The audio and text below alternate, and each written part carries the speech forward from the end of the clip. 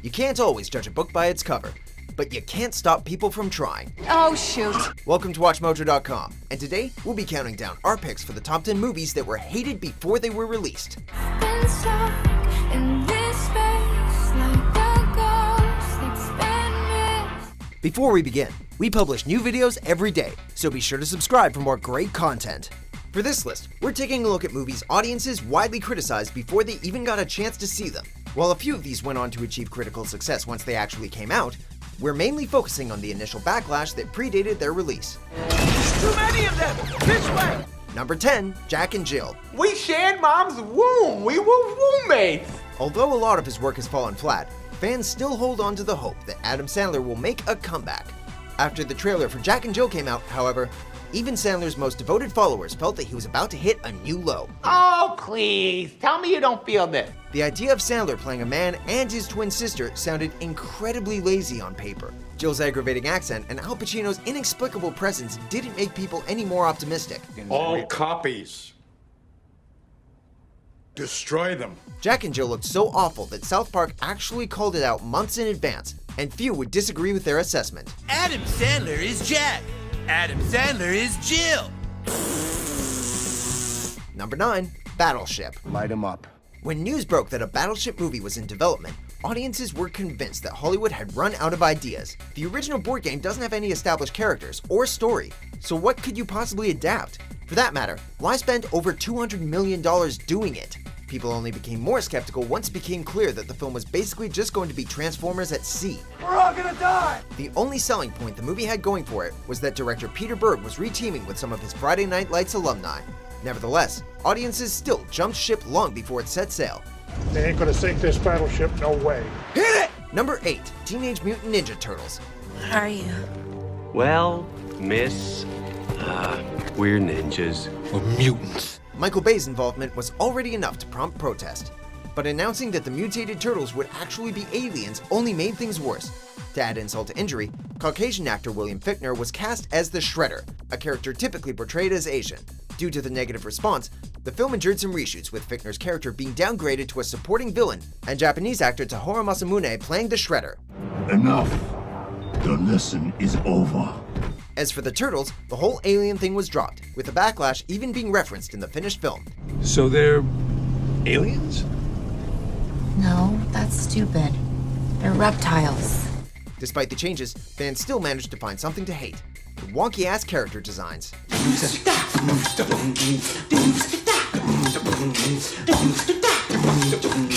Number 7, The Amazing Spider-Man. Hold my mask. All right. It's completely acceptable to reboot a popular film franchise after an appropriate amount of time has passed. To fans, 5 years was not the appropriate amount. People simply weren't that interested in seeing another origin story, especially since the 2002 film was barely a decade old. The Amazing Spider-Man just looked like Sony's shameless attempt to keep the film rights tangled in their web. Meanwhile, fans desperately wanted to see Spidey team up with the Avengers, and this reboot seemed to confirm that it would never happen. Fortunately, Spider-Man would get a proper homecoming later down the line. Great! Guess I'm gonna have to take a shortcut. Number 6, The Last Airbender. You are my prisoner. Airbender. Fans of the hit animated series had plenty to dread with this live-action adaptation. The show left little room for improvement, and condensing a season's worth of episodes into 100 minutes didn't sound like a very good idea either. It also didn't help that director M. Night Shyamalan was fresh off critical duds like Lady in the Water and The Happening. I don't think that's a good idea. In a particularly controversial move, hardly any actors of Asian descent were cast in major roles, despite the fact that the source material grew from Eastern philosophies and culture. All of this had people certain that the Ember Island players could put on a better show.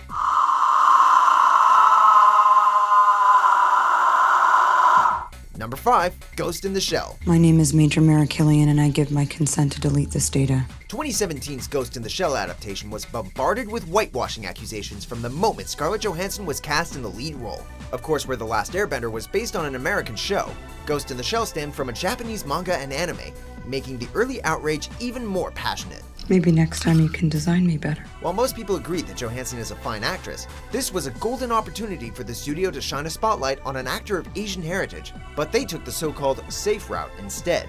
If the filmmakers couldn't get the casting right, fans had little reason to believe they could do the material justice. Nothing I have is real. Number 4, 50 Shades of Grey. Look at me. I am. Long before the film adaptation, 50 Shades of Grey had already gained an infamous reputation in the literary world. While author E.L. James had written a trilogy of best-selling books, they weren't exactly viewed as high art. Critics almost universally panned the erotic romance novels for the one-note characters and laughable dialogue. What are butt plugs? So when the film moved towards production, the haters were ready to rip the movie a new one, which, ironically, it probably wanted. On top of that, the film inspired protests based on the assumption that it encouraged physical abuse, promoted pornography, and depicted BDSM in an inaccurate light. Laters, baby. Number 3, Death Note. You're the one who flew into the sun. I'm just here to make sure you actually burn. If we've learned anything today, it's that not every anime or manga needs the Hollywood treatment, but if you proceed, then maybe cast some Japanese actors in the lead roles.